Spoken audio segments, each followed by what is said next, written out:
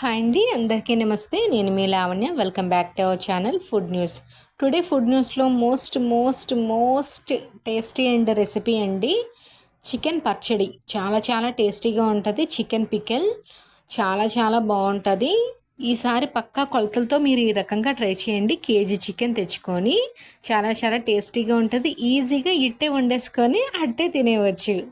వీడియోలోకి వెళ్ళి ముందుగా ఒక కేజీ చికెన్ తీసుకోవాలండి. మీరు బోన్ పెట్టుకుంటే విత్ బోన్ పెట్టుకోవచ్చు, లేకపోతే వితౌట్ బోన్ పెట్టుకోవచ్చు. కేజీ చికెన్ని ఇలా ఈ రకంగా సాల్ట్ అండ్ టర్మరిక్ పసుపు వేసి ఒక 1 అవర్ కానీ హాఫ్ అన్ అవర్ కానీ సోక్ చేసుకోవాలి. ఆ తర్వాత కుక్కర్లో వేసుకొని విజిల్ పెట్టుకోవాలండి. 2 విజిల్స్ పెట్టుకుంటే సరిపోతాయి. 2 విజిల్స్ ఎందుకు అంటే ఫ్రై చేసినప్పుడు ఎక్కువ విజిల్ పెట్టుకుంటే మెత్తగా అయిపోవడం వల్ల అవి విరిగిపోయే ఛాన్స్ ఉంటుంది. సో అందుకని 2 విజిల్స్ పెట్టుకుంటే చూసారా ఈ రకంగా బాగా కుక్ అవుతాయి. కొంచెం గట్టిగా కుక్ అవుతాయి.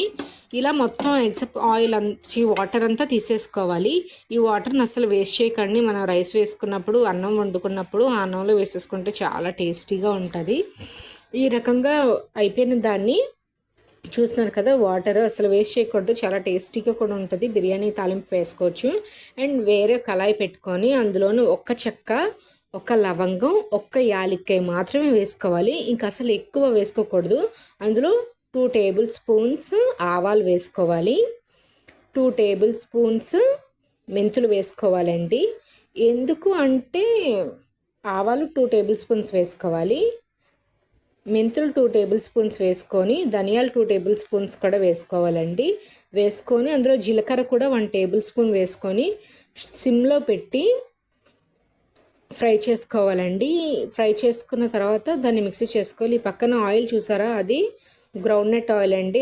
అదే పల్లి నూనె వేసుకొని అది బాగా హీట్ అయ్యాక మనం ఉడకబెట్టుకున్న చికెన్ తీసుకొని బాగా డీప్ ఫ్రై చేసుకోవాలండి. అదే ఆయిల్లో డీప్ ఫ్రై చేసుకోవాలి. ఎలాగంటే గోల్డెన్ కలర్, రెడ్ కలర్లో వస్తుంది చికెన్ అంతా. మొత్తం అందులో ఉన్న వాటర్ అంతా పీల్చేసుకొని అంతా ఇంకిపోయి నేను చూపించే విధంగా ఫ్రై చేసుకోండి. అప్పుడే 1 మంత్ 1 ఇయర్ వరకు స్టోర్ ఉంటుంది. ఫ్రెష్గా చేసుకున్న అల్లం వెల్లుల్లిపాయ పేస్ట్ ఒక కప్పు వేసుకోండి. చిన్న కప్పు.